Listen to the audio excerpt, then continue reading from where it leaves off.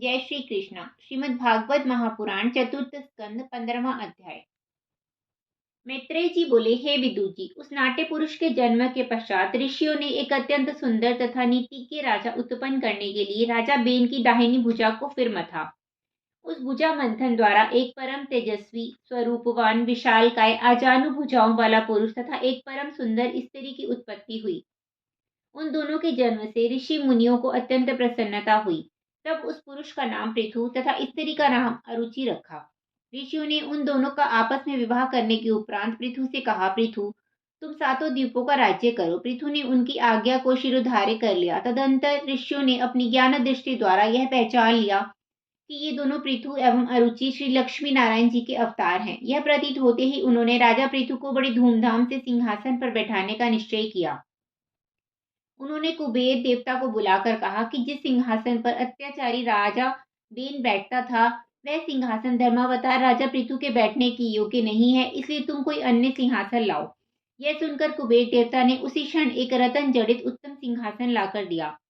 सिंहासन के आने पर ऋषि मुनियों ने पृथु को उस पर बैठाते हुए प्रणाम किया। फिर देवताओं ने भी वहां राजा पृथु की प्रार्थना की।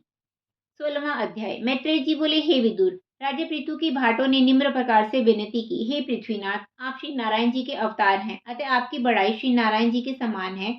हमने अभी तक अन्य लोगों की झूठी सच्ची प्रशंसा अपनी उदर पूर्ति के हेतु ही की है। अब आपकी प्रशंसा द्वारा हमारी वाणी पवित्र हो रही है। हे स्वामी, आप ऐसे उत्तम कार्य करेंगे जैसे संसार में अभी तक किसी राजा ने नहीं किए होंगे। इतना कहकर जब सब भाट राजा से पुरस्कार लेकर अपने अपने घर चले गए, उस समय ज्योतिषियों ने राजा पृथु के जन्म पत्री का फलादेश शुरू किया। उन्होंने कहा, हे राजन, आप सातों द्वीपों के राजा होंगे और अपने बाहुबल से समस्त भूपतियों को जीतकर उद्याचल से लेकर अस्ताचल तक अखंड राज्य करेंगे। आप पृथ्वी का गऊ के समान दोहन करेंगे तथा उसको अपनी पुत्री वत तथा प्रजा को पुत्र के समान समझेंगे। आप ब्राह्मणों, ऋषि मुनियों एवं साधु संतों को श्री नारायण जी के समान मानेंगे। आप जनता से 8 माह तक का कर लेकर वर्षा के 4 महीनों में उसे अपनी ओर से भोजन और वस्त्र देंगे। आप बिना अपराध किसी को दंड ना दोगे। जब देवराज इंद्र शत्रुतावश आपके राज्य में वर्षा नहीं करेंगे, तब आपकी इच्छा होते ही वर्षा होने लग जाएगी। जब आप 100 अश्वमेघ यज्ञ करेंगे, उस समय आपके 99 यज्ञ तो संपन्न हो जाएंगे, परंतु 100वां यज्ञ प्रारंभ करोगे तब देवराज इंद्र अपना इंद्रासन छिन जाने के डर से सन्यासी का वेश धरकर यज्ञ के श्यामकर्ण घोड़े को चुरा ले जाएंगे। उस समय आपका पुत्र उस घोड़े को छुड़ा लाएगा। इस दिशा में इंद्र अपनी हार स्वीकार कर छल करने के निमित्त बहुत से रूप रखकर आएंगे। इंद्र के उन स्वरूपों का हाल सुनकर कलयुग के अज्ञानी जीव भी दूसरे लोगों का भ्रम में डालने के लिए उसी प्रकार से कपट रूप रखा करेंगे। आपके यज्ञ में स्वयं श्री हरि भगवान प्रकट होकर दर्शन देंगे और सनकादि ऋषि राजभवन में पधार कर ज्ञान का उपदेश देंगे। आप पराई स्त्री को माता और पराये धन को मिट्टी के समान समझकर सदा श्री हरि भगवान के स्मरण में ही लवलीन रहा करेंगे। इस तरह ग्रंथों के फलादेश का वर्णन कर ज्योतिषी भी राजा से दक्षिणा प्राप्त कर अपने अपने स्थानों को चले गए। 17वां अध्याय। मैत्रेय जी कहने लगे, हे विदुर जी, सब देवता एवं ऋषि मुनियों के विदा हो जाने के बाद राजा पृथु धर्म तथा नियमानुसार राज्य करने लगे। एक दिन समस्त प्रजा ने उनके पास आकर इस प्रकार प्रार्थना की, हे पृथ्वीनाथ, आप हमारे राजा और स्वामी हैं। शास्त्रों की आज्ञा अनुसार आपको हम लोगों का पालन पोषण करना चाहिए। हम लोग भूख के मारे मर रहे हैं। जिस तरह वृक्ष भीतर से जल जलकर खोखला हो जाता है, उसी तरह हम लोगों का हृदय और पेट भी भूख की अग्नि से जला जा रहा है। सब लोगों का जीवन अन्न एवं फलों के आहार पर निर्भर है, परंतु इन दिनों राजा बेन के पाप कर्मों के कारण पृथ्वी ने सब अन्न तथा फलों को स्वयं में छिपा लिया है। अब हम लोग जो बीज जमीन में होते हैं वे पैदा नहीं होते और जो पेड़ पहले के लगे हैं उनमें भी फल नहीं लगते हैं। इन कारणों से हम सभी प्राणी भोजन के बिना तड़प रहे हैं। आप धर्मात्मा राजा हैं, इसलिए अब आप कोई ऐसा प्रयत्न कीजिए जिससे पूर्ववत भूमि पर अन्न और फल पैदा होने लगे। प्रजा की ऐसी दुखी भरी वाणी सुनकर राजा पृथु ने क्रुद्ध होकर अपना धनुष बाण उठा लिया। तत्पश्चात धनुष की प्रत्यंचा पर बाण को चढ़ाते हुए कहा, मैं अभी अपने एक ही बाण से पृथ्वी को खंड खंड कर डालूंगा। जब पृथ्वी ने राजा पृथु को इस तरह क्रोधित देखा, उस समय वह गौ का रूप धारण कर डर के मारे कांपती हुई राजा के सामने आ पहुंची। राजा पृथु ने भी अपनी ज्ञान दृष्टि द्वारा यह जान लिया कि यह गौ के रूप में पृथ्वी ही है, परंतु उस वक्त राजा पृथु ने कोई अन्य विचार किए बिना उसे अपने वाण का लक्ष्य बनाने का निश्चय यथावत सिर ही रखा। यह देखकर गौरूपी पृथ्वी अत्यंत भयभीत हो भागती हुई तीनों लोकों में गई। राजा पृथु भी अपना धनुष बाण चढ़ाए निरंतर उसका पीछा करते रहे। जब पृथ्वी ने यह देखा कि उसके प्राण बचने कठिन है, तब उसने राजा के सामने खड़ी होकर कहा, हे राजन, वेद शास्त्रों में गौ को मारना महान पाप कहा गया है। क्या आप इस बात को नहीं जानते हैं? राजा ने उत्तर दिया, जिस प्राणी द्वारा जगत के अन्य जीव कष्ट पाए उसे मारने में पाप नहीं लगता है। ऐसे कर्म को तो धर्म ही मानना चाहिए। राजा के इन शब्दों को सुनकर पृथ्वी ने ज्ञान दृष्टि से यह जान लिया कि राजा पृथु बड़ा प्रतापी और श्री नारायण जी का अवतार है। ये जो चाहे वह कर सकते हैं, इसलिए अब इनकी शरण में गए बिना मेरे प्राण नहीं बच सकते हैं। यह जानकर पृथ्वी ने राजा की स्तुति करते हुए कहा, हे राजन, आप श्री नारायण जी के अवतार हैं, अतः आप सभी कर्मों को कर सकते हैं। अब आप मुझको जो आज्ञा देंगे, मैं अब आपके कहे वचनों के अनुसार ही करूंगी। 18वां अध्याय। मैत्रेय जी ने कहा, हे विदुर जी, गौरूपी पृथ्वी ने राजा पृथु से कहा, हे राजन, मैंने अन्न और औषधियों को इसलिए अपने गर्भ में छिपा लिया था कि अधर्मी राजा बैन के राज्य में संसारी मनुष्य हवन एवं दान आदि त्याग कर सारा अन्न अपने कार्य में खर्च करने लगे थे। उन्होंने देवताओं एवं अग्नि को भी भाग देना बंद कर दिया था। इसलिए मैंने सब अधर्मियों का पालन करना उचित नहीं समझा। आप धर्मात्मा और अवतारी राजा पैदा हुए हैं। आप यदि पहले की भांति अन्न एवं फल आदि पैदा करना चाहते हैं तो वेद मंत्रों तथा योगाभ्यास द्वारा मुझे गौ की तरह दुहिए। इस दशा में मैंने जिन जिन चीजों को छिपा लिया है, उनमें से आप जो जो वस्तुएं चाहेंगे वे सब दूध की तरह मेरे देह से प्रकट होकर निकल आएंगी। 19वां अध्याय। मैत्रेय जी बोले, हे विदुर जी, जब समस्त प्रजा आनंदित हो गई तब राजा पृथु ने ऋषि मुनियों तथा विप्रों को बुलाकर 100 अश्वमेघ यज्ञों के करने का संकल्प किया।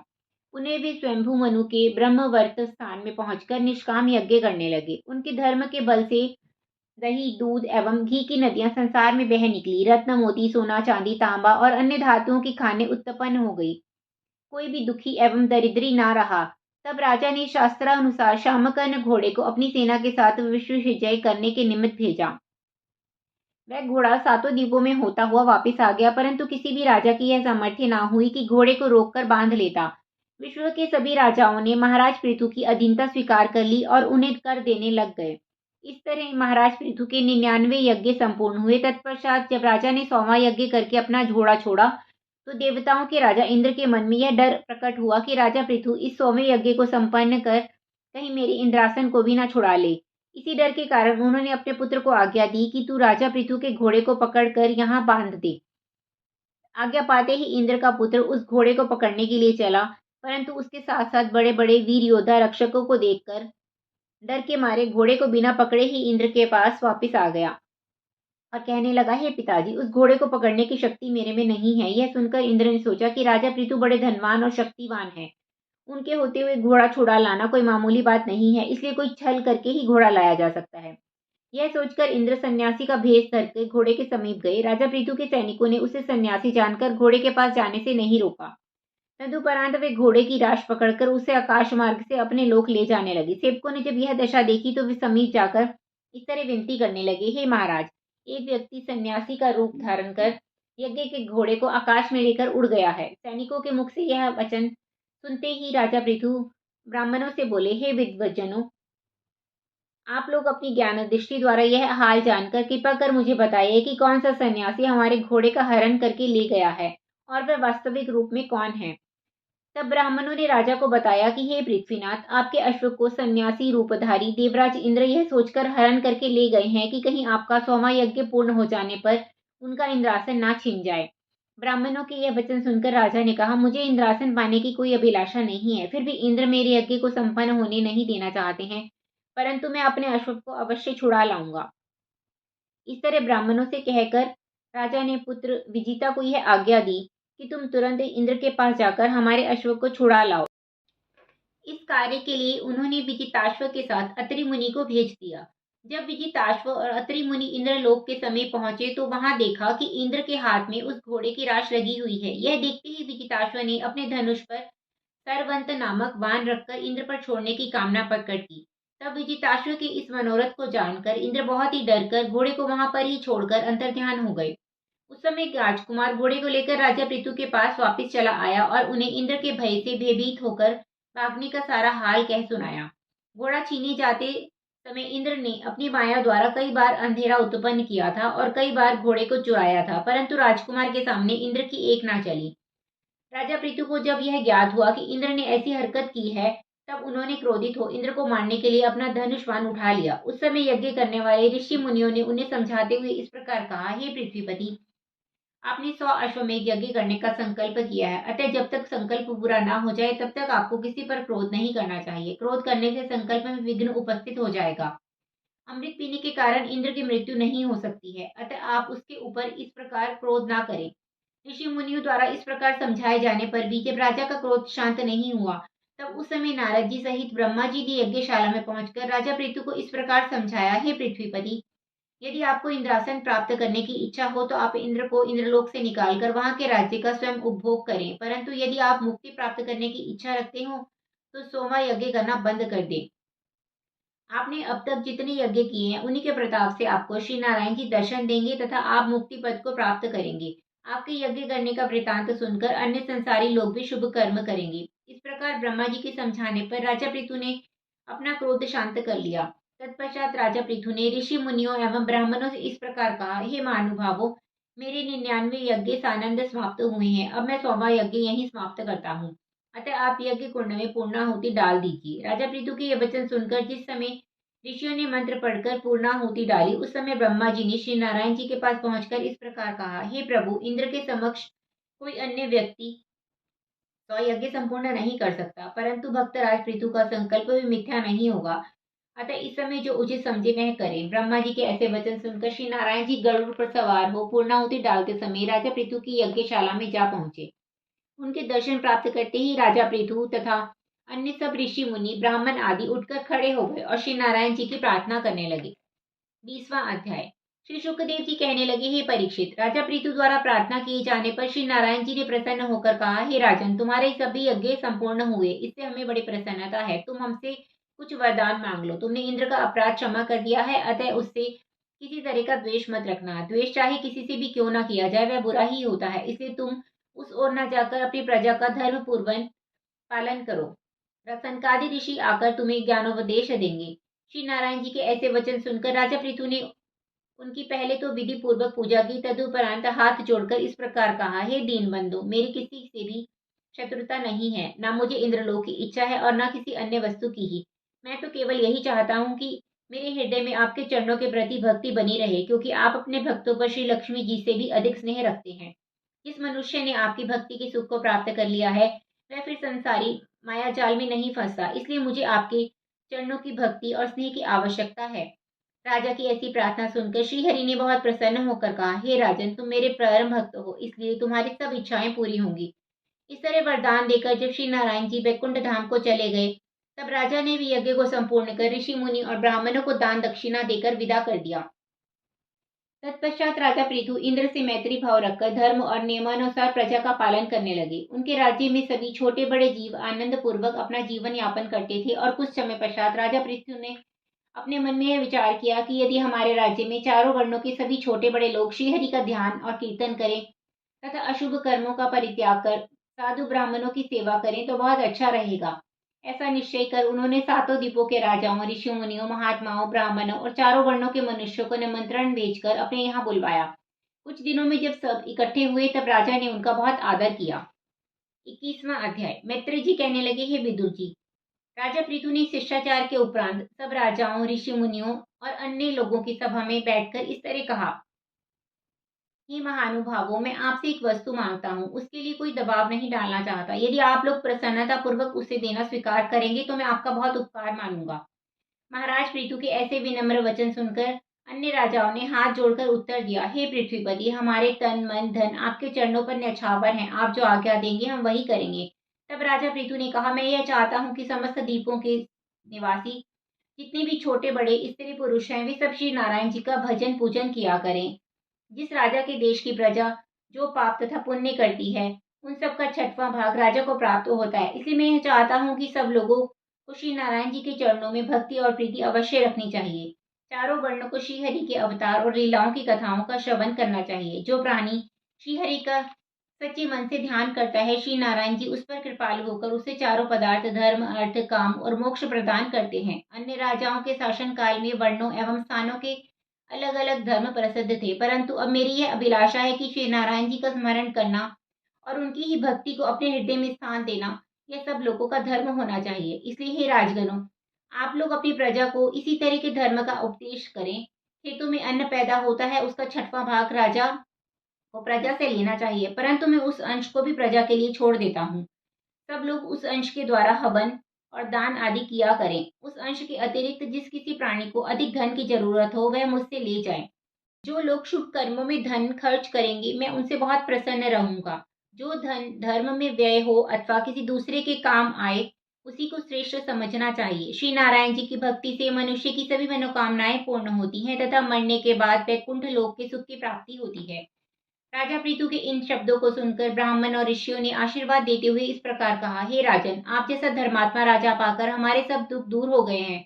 इसके अनंतर अन्य सभी राजाओं ने अपने अपने देश में जाकर राजा पृथु की आज्ञा अनुसार धर्म प्रचार करना आरंभ कर दिया।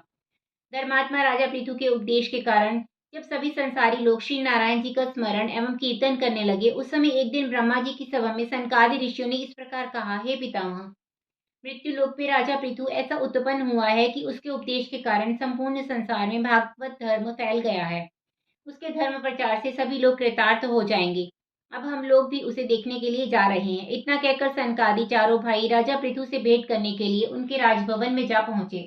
आकाश मार्ग से आते हुए सूर्य के समान तेजस्वी उन चारों भाइयों को देखकर राजा पृथु अपनी सभा सहित उठकर खड़े हो गए। फिर उन्हें अत्यंत प्रसन्नता पूर्वक दंडवत करने के उपरांत स्तुति करने लगे।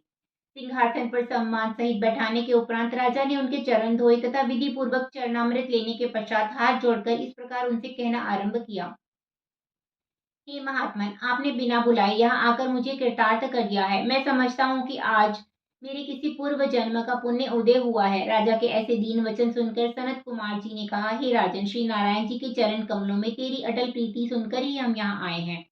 तब राजा पृथु ने उन्हें अपने ऊपर अत्यंत कृपालु देखकर पूछा, हे देने दयालु, संसारी मनुष्य जन्म मरण से किस प्रकार छूट सकते हैं? मुझे आप यह बताने की कृपा करें। सनत कुमार जी ने इस प्रकार कहा, हे राजन, तुमने यह बात संसार के कल्याण के लिए पूछी है, अतः हम तुम्हें इसका उपाय बतलाते हैं। सुनो, जो प्राणी मनुष्य शरीर पाकर अपने अंतःकरण में श्री नारायण जी के स्वरूप का ध्यान रखता है, जीवा से श्री हरि का स्मरण करता है तथा कानों से उनकी लीलाओं कथाओं को प्रेम पूर्वक सुनता है, वह आवागमन से छूट जाता है तथा श्री नारायण जी के चरणों में उसकी दृढ़ भक्ति बनी रहती है। 22वां अध्याय। मैत्रेय जी बोले, हे विदुर जी, सनकादि के चले जाने के उपरांत राजा पृथु ने बहुत समय तक धर्म पूर्वक प्रजा का पालन एवं राज्य किया। वे सदैव साधु ब्राह्मणों की सेवा करते थे तथा श्री नारायण जी की भक्ति में लीन रहकर उनके लीला चरित्रों का कीर्तन करते थे। उनकी अरुचि नामक पत्नी के गर्भ से विजिताश्व आदि 5 पुत्रों का जन्म हुआ था। कुछ दिनों के पश्चात राजा ने विचार किया कि राज्य, धन आदि सदैव स्थिर नहीं रहते और न मरने के बाद किसी के साथ ही जाते हैं। इसलिए मुझे यही उचित है कि मैं इन सबको त्याग कर वन को चला जाऊं और वहां जाकर अपने परलोक को सुधारने के निमित्त श्री हरि भगवान का तप तथा ध्यान करूं। यह विचार कर राजा पृथु ने अपना राज्य सिंहासन बड़े पुत्र विजिताश्व को दे दिया और स्वयं अपनी रानी अरुचि के सहित वन में पहुंचकर श्री हरि भगवान की तपस्या और स्मरण में लीन हो गए। 23वां अध्याय। मैत्रेय जी बोले, हे विदुर जी, वन में जाकर राजा पृथु ने ग्रीष्म ऋतु में अपने देह को पंचाग्नि द्वारा तपाया, वर्षा ऋतु में खुले स्थान में बैठे रहे और शिशिर ऋतु में जल के अंदर खड़े होकर श्री नारायण जी की तपस्या तथा ध्यान करते रहे। इस तरह अपनी स्त्री सहित तपस्या करते करते जब राजा को बहुत काल व्यतीत हो गया, तब एक दिन उन्होंने सोचा कि अब इस देह को छोड़कर वैकुंठ धाम को चलना ही उचित है। इस प्रकार दृढ़ विचार कर एक दिन राजा पृथु ने श्री नारायण जी भगवान का स्मरण करते हुए योगाभ्यास द्वारा अपने प्राणों को ब्रह्मांड के मार्ग से त्याग दिया। उस समय उनकी स्त्री रानी अरुचि ने पहले तो बहुत विलाप किया, इसके बाद धीरज रखते हुए उसने जंगल में से लकड़ी आदि इकट्ठी कर चिता तैयार की और उस चिता पर राजा के मृतक देह को रखकर अग्नि संस्कार कर उस चिता की 7 परिक्रमा करके हाथ जोड़कर इस प्रकार कहने लगी, हे नाथ, आपके बिना किसी स्थान पर नहीं रह सकती, इसलिए आप जहाँ जा रहे हैं उसी जगह मुझे भी अपनी सेवा करने के हेतु ले चलिए, क्योंकि आपके चरणों की सेवा द्वारा मेरा परलोक सुधर जाएगा। ऐसा कहकर रानी अरुचि भी उस चिता में कूदकर राजा पृथु के साथ सती हो गई। उस समय एक रतन जनित विमान वैकुंठ लोक से वहां आकर उतरा। उस पर राजा पृथु अपनी रानी के साथ बैठकर वैकुंठ धाम को पधार गए। 24वां अध्याय। मैत्रेय जी बोले, हे विदुर जी, जिस समय राजा पृथु अपनी रानी सहित विमान पर विराजमान होकर वैकुंठ लोक में गए, उस समय सब देवतागण आपस में उनकी बड़ाई करके यह कह रहे थे कि इस तरह का धर्म राज्य, प्रजा पालन एवं तब किसी दूसरे राजा ने अभी तक नहीं किया है। रानी अरुचि के तुल्य पतिव्रत धर्म का धारण करने वाली स्त्री इस जगत में दूसरी नहीं है। राजा पृथु ने धर्म का ऐसा विस्तार किया कि सातों द्वीपों के सभी प्राणी श्री हरि के भक्त बन गए थे। वे अधर्मियों एवं पापियों को उचित दंड दिया करते थे। वे साक्षात श्री नारायण भगवान के अवतार थे। संसारी राजाओं को धर्म का ज्ञान देने और धरती पर नगर गांव इत्यादि बसाकर प्रजा को सुख पहुंचाने के हेतु ही उन्होंने अवतार ग्रहण किया था। इतना वृतांत कहकर मैत्रेय जी बोले, हे विदुर जी, राजा पृथु का बड़ा पुत्र विजिताश्व जब राज्य पद पर आरूढ़ हुआ, उस समय अन्य चारों भ्राताओं को भी चारों दिशाओं का राज्य बांट दिया और स्वयं सिंहासन पर बैठकर अपनी प्रजा को समस्त सुख देते हुए पालन करने लगे। इतना वृतांत कहकर श्री सुखदेव जी बोले, हे राजा परीक्षित, एक समय वशिष्ठ जी ने तीनों तरह की अग्नि को यह शाप दिया था कि तुम मृत्युलोक में पहुंचकर मनुष्य देह धारण करो। उस शाप के कारण उन तीनों तरह की अग्नियों ने इस भूमि पर आकर महाराज विजिताश्व के यहाँ उनकी शिखंडी नामक रानी के गर्भ से जन्म लिया था। राजा विजिताश्व ने उनके नाम पावक, पुमान और शुचि रखे थे। कुछ दिनों तक संसार में रहने के बाद वे अग्नि फिर से वास्तविक स्वरूप को प्राप्त हो गई। राजा विजिताश्व की प्रसूति नामक दूसरी पत्नी के गर्भ से हविर्धानी नामक पुत्र की उत्पत्ति हुई थी। उसका विवाह हविर्धानी नामक अग्नि की पुत्री के साथ हुआ था। हविर्धानी के गर्भ से प्राचीन वर्हिष नामक 6 पुत्र उत्पन्न हुए थे। प्राचीन वर्हिष की परम सुंदरी सत्यवती स्त्री के गर्भ से समान रूप वाले 10 पुत्रों की उत्पत्ति हुई। उन्हें प्रचेता कहा जाता है। उन 10 बालकों के देह तो अलग अलग थे, लेकिन स्वरूप तथा बुद्धि सबकी एक सी ही थी। अतः उन सब का नाम प्रचेता रखा गया था। यदि उनमें से किसी एक को बुलाया जाता था तो 10 बालक आ जाते थे। उनमें से एक बालक जो कार्य करता था उसी को 10 करने लग जाते थे। किसी एक के दुखी होने पर 10 दुखी हो जाते थे। देखने में तो वे पृथक पृथक थे, लेकिन बुद्धि, बल, प्रारब्ध, कर्म तथा मरना जीना सबका एक समान था। जिस समय उन्होंने पिता की आज्ञा से वन में 10,000 वर्षों तक श्री नारायण भगवान का तप किया था, उस समय महादेव जी के साथ आपस में उनकी बहुत सी ज्ञान की बातें हुई थी। 25वां अध्याय। इतनी कथा सुनकर विदुर जी ने मैत्रेय जी से कहा, हे मैत्रेय जी, महादेव जी और प्रचेताओं में जो ज्ञान चर्चा हुई थी, अब आप उसको वर्णन करने की कृपा करें। मैत्रेय जी कहने लगे, हे विदुर जी, जब प्रचेता लोग पैदा हुए उस समय प्राचीन वर्हिष ने उन्हें आज्ञा दी कि तुम लोग वन में जाकर श्री नारायण जी का ध्यान और तप करो। उनके दर्शन प्राप्त करने के बाद तुम जगत में सृष्टि रचने का कार्य करना। प्राचीन वर्हिष के यह वचन सुनकर प्रचेता लोग अपने घर से निकल पश्चिम दिशा में सिंधु के तीर पर जा पहुंचे। वहां उन्हें एक अति सुंदर आश्रम दिखाई दिया। नजदीक ही एक तालाब भी था। प्रचेताओं को व्याकुलता हुई कि वे ना तो श्री नारायण जी को जानते हैं एवं ना उन्हें तपस्या एवं भजन करने की क्रिया ही आती है। ऐसी हालत में वे किस तरह पिताजी की आज्ञा का पालन करेंगे।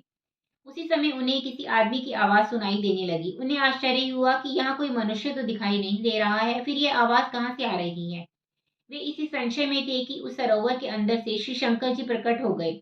उनके साथ देवता और गंधर्व प्रार्थना करते चले आ जा रहे थे। प्रचेताओं ने शंकर जी को नहीं पहचाना और उसी प्रकार बैठे रहे। तब शंकर जी ने उनके पास आकर कहा, हे प्रचेताओं, हम शंकर हैं। हम तुम लोगों को ज्ञानोपदेश करने आए हैं। तुम लोग जिस प्रकार श्री नारायण जी को जैसा समझते हो, वैसा ही श्री नारायण जी भी स्नेह अपने भक्तों पर रखते हैं। इसलिए अब हम तुम्हें हरिभक्त जानकर ज्ञानोपदेश देते हैं। शंकर जी के ऐसे वचन सुनकर सभी प्रचेता आनंदित हो उठकर खड़े हो गए। उन्हें सम्मान पूर्वक आसन देकर प्रार्थना करने लगे। श्री शंकर जी ने उन्हें श्री हरि की प्रार्थना में प्रधान हंस गुह्य स्त्रोत्र सिखलाकर इस तरह कहा, हे प्रचेताओं, तुम लोग प्रतिदिन प्रातःकाल अथवा सायंकाल में इस स्तोत्र का पाठ कर श्री श्याम सुंदर की प्रार्थना तथा उनके चतुर्भुज स्वरूप का ध्यान किया करो। इस प्रकार तुम्हें शीघ्र ही श्री नारायण जी के दर्शन प्राप्त होंगे। हे प्रचेताओं, हम हरिभक्तों एवं ज्ञानियों का दर्शन किया करते हैं। जो प्राणी अपने अज्ञान के कारण श्री नारायण जी का ध्यान करना नहीं जानते, उन्हें हम ज्ञानोपदेश देकर 100 जन्म तक के लिए कृतार्थ कर देते हैं। ब्राह्मण, क्षत्रिय, वैश्य और शूद्र, इन चारों वर्णों को वेद तथा शास्त्रों में बताए गए स्वधर्म पर दृढ़ रहना चाहिए। उन्हें पाप और अधर्मों में कभी नहीं रत होना चाहिए। जो मनुष्य ऐसा आचरण करते हैं, वे चतुर्भुज स्वरूपधारी श्री नारायण जी के दर्शन प्राप्त कर लेते हैं। इस तरह प्रचेताओं को ज्ञानोपदेश कर श्री शिव जी कैलाश को चले गए। 26वां अध्याय। मैत्रेय जी बोले, हे विदुर जी, प्रचेताओं ने महादेव जी द्वारा संत वैष्णवों की प्रशंसा एवं श्री नारायण जी के तप करने का उपाय सुनकर प्रसन्न हो हंस गुह्य स्तोत्र का पाठ तथा तपस्या करने लगे। इस प्रकार तप करते हुए जब उन्हें 10,000 वर्ष व्यतीत हो गए, तब श्री नारायण जी ने प्रसन्न होकर उन्हें अपना दर्शन तथा वरदान देकर कृतार्थ किया। परंतु इतने पर भी वे लोग सांसारिक व्यवहार को झूठा समझकर निरंतर जप में ही लगे रहे। उधर उनके पिता प्राचीन वशिष्ठ ने बहुत समय तक सांसारिक सुख और राज्य उपभोग करने के पश्चात विचार किया कि राज्य तथा धन श्री हरि की कृपा से प्राप्त होता है। उस धन को यदि सांसारिक कार्यों में खर्च किया जाए तो उससे वास्तविक सुख की प्राप्ति नहीं होती है। अतः मुझे यह धन यज्ञ दान आदि शुभ कर्मों में खर्च करके अपना परलोक सुधारना चाहिए। ऐसा निश्चय करके राजा ने यज्ञ और दान करना शुरू किया। शास्त्रों के अनुसार जिन जिन आश्रमों पर यज्ञ करना उत्तम कहा गया था, वहां वहां उसने यज्ञ किए, परंतु इतने पर भी उसके मन में वैराग्य की प्राप्ति न हो सकी। राजा प्राचीन वशिष्ठ के मनोभाव को पहचान कर देवर्षि नारद जी ने अपने हृदय में यह विचार किया कि राजा की समस्त उम्र यज्ञ करने में ही व्यतीत हुई जा रही है, परंतु केवल यज्ञ करने से ही इसका परलोक नहीं बनेगा। यह राजा परमात्मा पृथु के कुल में पैदा हुआ है, इसलिए ज्ञानोपदेश देकर भव सिंधु से पार उतार देना चाहिए। ऐसा निश्चय कर नारद जी राजा प्राचीन वशिष्ठ के पास जा पहुंचे। मुनि को देखकर राजा ने श्रद्धा सहित दंडवत किया। तत्पश्चात उन्हें आदर सहित बैठाकर हाथ जोड़कर कहना शुरू किया, हे मुनि, आज मेरा भाग्य उदय हुआ जो आप जैसे महात्मा कृपा कर यहाँ पधारे हैं। जब नारद जी मुस्कुराकर बोले, हे राजन, सत्य बात तो यह है कि तू अपने बड़े सौभाग्य से ही इस मनुष्य शरीर को प्राप्त कर भरतखंड का राजा हुआ। तूने इस कर्म भूमि में यज्ञ आदि अनेक धार्मिक कृत्य किए हैं, परंतु मनुष्य को उस जगह पर पहुंचना आवश्यक है जहां जाने के लिए उसने पहले निश्चय किया हो।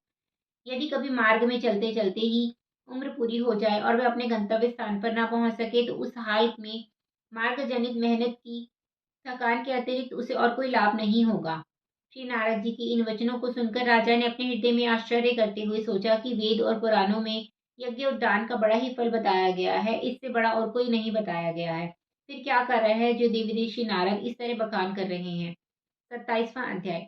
सबके हृदय की जानने वाले नारद जी ने राजा के हृदय में होने वाली शंका को जानते हुए सोचा कि हम जब तक राजा को कुछ डर नहीं दिखलाएंगे तब तक राजा यज्ञ करने से ना टलेगा। यह विचार कर नारद जी ने अपने तपोबल से उन समस्त पशुओं को जिन्हें राजा प्राचीन वशिष्ठ ने यज्ञ में बलि दिया था, राजा की आंखों के सामने आकाश में लाकर खड़ा कर दिया। जब वे समस्त पशु राजा की तरफ देखने लगे, तब नारद जी राजा से बोले, हे राजन, ये सब प्राणी तेरी तरफ क्यों देख रहे हैं। नारद जी की बात सुनकर राजा प्राचीन वशिष्ठ ने जैसे ही आकाश की तरफ अपनी दृष्टि उठाई, त्यों ही राजा ने देखा कि जिन जीवों को राजा ने यज्ञ में बलि दिया था, वे सब आकाश में खड़े हुए बड़ी क्रोध भरी निगाह से उसकी तरफ देख रहे हैं। यह दृश्य देखकर राजा बहुत ही डरते हुए हाथ जोड़कर देवर्षि नारद जी से कहने लगे, हे देवर्षि, मैंने तो इन सब पशुओं का वध करके यज्ञ में हवन कर दिया था, फिर भला ये पशु अब कैसे जीवित हो गए और मेरी तरफ क्रोध भरी दृष्टि से क्यों देख रहे हैं। राजा के ये वचन सुनकर नारद जी बोले, हे राजन, जैसे तुमने इन सब पशुओं का वध करके यज्ञ में हवन किया, उसी तरह ये सब पशु भी तुम्हें मारकर अपना अपना बदला चुकाएंगे। नारद जी के ऐसे वचन सुनकर राजा अपने हृदय में सोचने लगा कि तब तो मैंने जितने जीवों को मारा है उतने ही जन्म लेकर इन सब के ऋण से उऋण होना पड़ेगा। यह तो मुझसे बड़ा भारी पाप हुआ जो मैंने इन सबको मारा। इस प्रकार चिंतातुर होते हुए राजा नारद जी से कहने लगा, हे ऋषिश्वर, मेरे यहाँ जितने भी विद्वजन पुरोहित एवं मंत्री आदि हैं, उन सब ने मुझसे यही कहा था कि यज्ञ करने से बढ़कर श्रेष्ठ दूसरा कोई धर्म नहीं है, इसलिए उन सब के कहने के अनुसार ही मैंने यज्ञ करके इन पशुओं को बलि दिया था। लेकिन अब आप मुझे डर दिखला रहे हैं, इसलिए आपके कहने का जो मूल मतलब है उसे कृपा कर मुझे समझाइए, जिससे मेरा संदेह दूर हो जाए। जिस स्थान पर नारद जी और राजा इस तरह बातें कर रहे थे, वहीं एक पिंजरे में तोता और दूसरे में मैना टंगे हुए थे। राजा के वचन सुनकर नारद जी बोले, हे राजा, यह तोता बार बार मेरे से कह रहा है कि तू मुझे पिंजरे से मुक्त कर दे, स्वतंत्र होकर मैं वन पक्षियों सहित विहार करूंगा। प्रत्युत्तर में मैना कहती है कि मैं स्वयं अपने बंधन से मुक्त हो अपने साथियों में जाकर आनंद मनाना चाहती हूँ। इस प्रकार हे राजन, ये दोनों ही एक दूसरे से पहले उड़ना चाहते हैं, किंतु उड़ने की क्षमता किसी में भी नहीं है। नारद जी का उत्तर सुनकर राजा बोला, हे देवर्षि, ये दोनों ही पिंजरे में बंद हैं, तब भला एक दूसरे को कैसे मुक्त कर सकते हैं। राजा की बात सुनकर नारद जी ने कहा, हे राजा, जिस प्रकार ये तोता मैना बंदी हैं और एक दूसरे को स्वतंत्र नहीं कर सकते, उसी प्रकार तुम्हारे पंडित पुरोहित और मंत्री आदि स्वयं भव जाल में फंसे हुए हैं। भला इनकी क्या शक्ति है जो तुम्हें भव सागर से छुटकारा दिला सकेंगे। नारद जी की ये उपदेश सुनकर राजा प्राचीन वशिष्ठ ने हृदय में विचार किया कि वस्तुतः ऐसा ज्ञानी आज तक मुझे नहीं मिला जिसके उपदेश द्वारा मुझे सच्चा ज्ञान मिलता। ऐसा सोचकर राजा ने नारद जी से विनय की, हे मुनिनाथ, अब आप मुझे ऐसा साधन बताइए जिससे इन जीवों के हाथ से बचकर मैं मुक्त हो जाऊं। 28वां अध्याय। देवर्षि नारद जी ने कहा, हे प्राचीन वरिष्ठ, बहुत समय तक राज्य का सुखोपभोग करने के बाद राजा मलय ध्वज अगस्त्य मुनि द्वारा ज्ञान प्राप्त करने के कारण माया मोह को त्याग कर अपने पुत्र को राज्याभिषेक करके स्वयं अपनी रानी के सहित वन में पहुंचकर श्री हरि का तप करने में लीन हो गया। वहां कुछ समय तक श्री हरि का भजन एवं ध्यान करने के बाद उसने अपना देह छोड़ा। उस समय उसकी पत्नी भी अपने पति के शरीर को चिता पर रखकर अग्नि संस्कार को तैयार हुई, लेकिन मोहवश चिता में अग्नि ना लगा सकी और रुदन करने लग गई। उसी क्षण उसके पिछले जन्म का मित्र अविज्ञात वहां आ उपस्थित हुआ। उसने पुरुषजन को राजा मलयध्वज की स्त्री के रूप में देखते ही पहचान लिया। तब उसने दया करके उस स्त्री रूपी पुरुषजन से पूछा, तू इतना रुदन क्यों कर रही है? यह पुरुष जो मरा पड़ा है तेरा क्या लगता था? तू मुझे पहचानती है या नहीं? अविज्ञात के ऐसे वचन सुनकर स्त्री रूपी पुरुषजन ने उत्तर दिया, हे महानुभाव, मैं तुमको नहीं पहचानती हूँ। यह जो मृतक शरीर रखा है ये मेरे पति है। मैं इन्हीं के मरने के शोक में रुदन कर रही हूँ। यह सुनकर अविज्ञात ने कहा, हे स्त्री, तू पिछले जन्म में पुरुजन नामक राजा थी और मैं अविज्ञात नामक तेरा मित्र हूँ। तू एक दिन मेरा साथ छोड़कर घर से निकल आया और एक स्त्री के भोग विलास में पड़कर तू मुझे भूल गया था, इसलिए तुझे इस जन्म में स्त्री का शरीर प्राप्त हुआ है। अब तुझे इस राजा मलयध्वज के मरने का दुख छोड़कर अपने पूर्व शरीर पुरुष देह को पाने का प्रयत्न करना चाहिए। हम और तुम दोनों मनुष्य देह में मानसरोवर के किनारे निवास करने वाले हंस रूपी जीवात्मा एवं परमात्मा हैं। तू संसारिक मायाओं में फंसकर भ्रष्ट हो गया है। यह जीव मायामोह के कारण ही 84 लाख योनियों में घूमता हुआ अनेकों तरह के देह पाता रहता है। मित्र अविज्ञात के ऐसे वचन सुनकर स्त्री रूपी पुरुषजन के अंतःकरण में ज्ञान प्रकट हो गया। तब उसने शोक को छोड़कर राजा मलयध्वज के मृतक देह में अग्नि प्रवेश कर दिया और अविज्ञात के कथनानुसार हरि भजन में लवलीन हो गया। समयानुसार देह त्यागने पर उसे फिर से पुरुष देह प्राप्त हुआ और उसने पुनः अपने मित्र अविज्ञात से जाकर भेंट की। नारद जी बोले, हे राजन, तुमने सिंहासन रूढ़ होकर बहुत समय तक संसारिक सुखों का उपभोग किया, बहुत से यज्ञ तथा दानादि कर्मों द्वारा यश भी पाया, परंतु अब तुम्हें यह उचित है कि तुम अपने मन को इन सब संसारिक व्यवहारों से विरक्त करके श्री नारायण जी के चरणों में प्रीति करो तथा उन्हीं का स्मरण एवं भजन करो। ऐसा करने से तुम्हारा परलोक सुधर जाएगा। यदि तुम ऐसा ना करोगे तो तुम्हारा इस आवागमन से मुक्त होना अत्यंत कठिन है। साधु महात्माओं के सत्संग से अंतःकरण शुद्ध तथा निर्मल हो जाता है। ज्ञान तथा यज्ञ करने से संसारी लोग कुछ दिन तक तो देवलोक के सुखों का उपभोग अवश्य प्राप्त कर लेते हैं, परंतु बाद में फिर उन्हें उसी संसार में जन्म लेकर कष्ट उठाना पड़ता है। परंतु जो लोग वैराग्य धारण करके केवल भक्ति का आश्रय लेते हैं उन्हें वैकुंठ लोक के अखंड सुख की प्राप्ति होती है। अतः इन सब बातों पर विचार करके तुम्हें श्री नारायण जी की भक्ति करनी चाहिए। नारद जी के मुख से इन सब वचनों को सुनकर राजा प्राचीन वरिष्ठ ने हाथ जोड़कर कहा, हे दयानिधि, आपने मुझे श्रेष्ठ ज्ञान उपदेश दिया है, इसके लिए आपका अत्यंत कृतज्ञ हूँ। परंतु मेरे पुत्र तपस्या करने के लिए गए हुए हैं, वे अभी तक नहीं लौटे हैं। जब वे लौट आएंगे तब मैं उन्हें राज्य देकर वन में जाकर श्री नारायण जी का तप एवं ध्यान करूंगा। 29वां अध्याय। मैत्रेय जी ने कहा, हे विदुर जी, राजा प्राचीन वरिष्ठ के मुख से इन शब्दों को सुनकर नारद जी ने आश्चर्यचकित होकर अपने हृदय में विचार किया कि देखो, मैंने राजा को इतना ज्ञान सिखाया, फिर भी इसका मन सांसारिक माया मोह से विरक्त नहीं हुआ है। यह अभी तक कह रहा है कि पुत्रों के लौट आने पर मैं राज सिंहासन सौंपने के बाद श्री नारायण जी का भजन करूंगा। नारद जी ने यह सोचकर अपने योग बल द्वारा आकाश में एक बाण लगा दिया तथा उसकी ओर देखकर राजा से कहने लगे, हे राजन, देखो तो यह कैसा अचंबा दिखाई देता है। नारद जी के वचन सुनकर जब राजा ने अपने नेत्र ऊपर आकाश की तरफ उठाए तो उसे यह दिखाई दिया कि फल फूल से लदा हुआ एक सुंदर बाग लगा हुआ है। उस बाग के 4 दरवाजे हैं तथा उनके बीच में एक जंगली हिरन चौकड़ी मारकर कूदता हुआ हरी हरी घास खा रहा है। क्षण भर बाद राजा ने देखा कि एक बहेलिया भी उसी बाग में आ पहुंचा और उसने हिरन को पकड़ने के लिए बाग के एक दरवाजे पर तो जाल बिछा दिया, दूसरे पर अपने कुत्ते को बिठा दिया। तत्पश्चात अपने तीसरे द्वार पर उसने आग लगा दी और चौथे पर स्वयं अपना धनुष बाण साध कर खड़ा हो गया। परंतु हिरन इस दृश्य को देखकर कुछ भय न मानकर पूर्ववती आनंद से घास चरता रहा। उस समय उस बाग में बहेलिया तथा हिरन को देखकर राजा प्राचीन वरिष्ठ ने नारद जी से कहा, हे मुनिनाथ, यह कैसे आश्चर्य की बात है कि बाग के चारों दरवाजों पर इस हिरन को मारने का पूरा पूरा प्रबंध हो चुका है, फिर भी वह निर्भय और निश्चिंत होकर घास चर रहा है। इसे अपने प्राणों की कोई चिंता नहीं है। भला इस प्रकार घास चरने से क्या लाभ होगा? राजा के शब्दों को सुनकर नारद जी ने मुस्कुराते हुए कहा, हे राजन, तुम्हारी भी तो यही दशा हो रही है। वृद्धावस्था के कारण तुम्हारी संपूर्ण इंद्रियां शिथिल हो चुकी हैं। मृत्यु का दिन भी निकट आ पहुंचा है, परंतु तुम अभी तक इस संसारी मायाओं में ऐसे फंसे हुए हो कि अपनी आंखों से सब हाल देखकर भी तुम्हें चेत नहीं होता। तुम्हें अभी तक राज्य और सांसारिक सुखों की तृष्णा लगी हुई है। नारद जी के मुख से यह ज्ञान सुनते ही राजा के रोंगटे खड़े हो गए। उसे ऐसा प्रतीत होने लगा मानो उसका संपूर्ण शरीर जला जा रहा हो।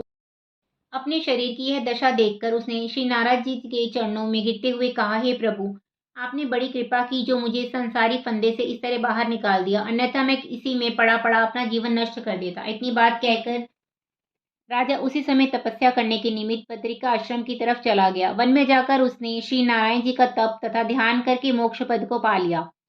हे विदुर जी, उधर राजा प्राचीन वर्हिष तो इस तरह से मुक्ति पद को प्राप्त हो गया और उधर प्रचेताओं द्वारा बहुत काल तक तपस्या तथा ध्यान किए जाने पर श्री नारायण जी ने बहुत प्रसन्न होकर उन्हें अपने चतुर्भुजी स्वरूप का दर्शन देते हुए वरदान मांगने को कहा। उस समय श्री नारायण जी ने उन्हें मनोवांछित वरदान देते हुए कहा, तुम लोग गृहस्थाश्रम भोगने के उपरांत अंत में मुक्ति पद को प्राप्त करोगे। इतना कहकर श्री नारायण भगवान अंतर्ध्यान हो गए।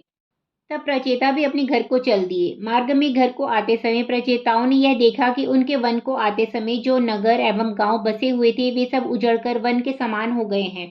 यह देखकर प्रचेताओं ने आपस में कहा कि वन के देवताओं ने हमारे राज्य एवं देश को उजाड़ कर दिया है, इसलिए हम उन्हें अपने तपोबल से भस्म करके उनके इस दुष्कर्म का फल अवश्य ही देंगे। ऐसा निश्चय करके जैसे ही प्रचेताओं ने उस वन की तरफ अपने क्रोधोवेश की दृष्टि डाली, वैसे ही वह वन उनकी क्रोधाग्नि द्वारा जलकर भस्म हो गया। हे विदुर जी, उस वन के भस्म हो जाने पर वहां के सभी देवता अपने अपने प्राण बचाकर ब्रह्मा जी के पास गए और उनसे अपनी सहायता के लिए आर्त करने लगे। उस समय ब्रह्मा जी की आज्ञानुसार चंद्रमा प्रचेताओं के पास पहुंचकर इस प्रकार कहने लगे, हे प्रचेताओं, तुम लोग भगवत भक्त हो। तुमने 10,000 वर्षों तक श्री हरि भगवान का तप किया है, अतः तुम लोगों को किसी निरपराध के ऊपर इस तरह क्रोध नहीं करना चाहिए था। इस वन के द्वारा अनेकों ऋषि मुनियों और पशु पक्षियों की उदर पूर्ति होती थी और बहुत से प्राणियों की रक्षा होती थी। इस वन को इस तरह भस्म करने से तुम्हें बड़ा भारी पातक लगेगा। तुमने सृष्टि रचना करने की कामना से श्री नारायण जी की तपस्या की है, इसलिए अब तुम निम्नलोचना नामक वृक्ष की सुंदर कन्या के साथ विवाह कर लो। उनके द्वारा तुम्हें अनेकों पुत्र पुत्रियों की प्राप्ति होगी। जिस समय चंद्रमा प्रचेताओं को इस तरह समझा रहे थे, उसी समय देवतागण भी उस कन्या को साथ लेकर प्रचेताओं के पास आ पहुंचे। तत्पश्चात चंद्रमा के कहने पर प्रचेताओं ने अपना क्रोध शांत कर लिया। तब वन की वह अग्नि भी शांत हो गई। तदुपरांत प्रचेता उस कन्या से गंधर्व विवाह करके अपने पिता की राजधानी महिष्मतीपुरी में आकर राज्य करने लग गए। उसी कन्या के नाम से दक्ष नामक पुत्र उत्पन्न हुआ, जिसने श्री नारायण भगवान की तपस्या कर अनेक जीवों को प्रकट किया। कुछ समय तक राज्य करने के पश्चात प्रचेता अपने पुत्र को राज्य देकर स्वयं श्री नारायण जी की तपस्या करने के निमित्त पश्चिम दिशा की तरफ चले गए। मार्ग में उन्हें नारद जी से ज्ञानोपदेश पाकर प्रचेता श्री नारायण भगवान का तप और ध्यान करते हुए अंत में देह छोड़कर वैकुंठ लोक को सिधार गए। तत्पश्चात मैत्रेय जी के मुख से इतनी कथा सुनकर विदुर जी भी हस्तिनापुर को पधार गए। चतुर्थ स्कंद समाप्त।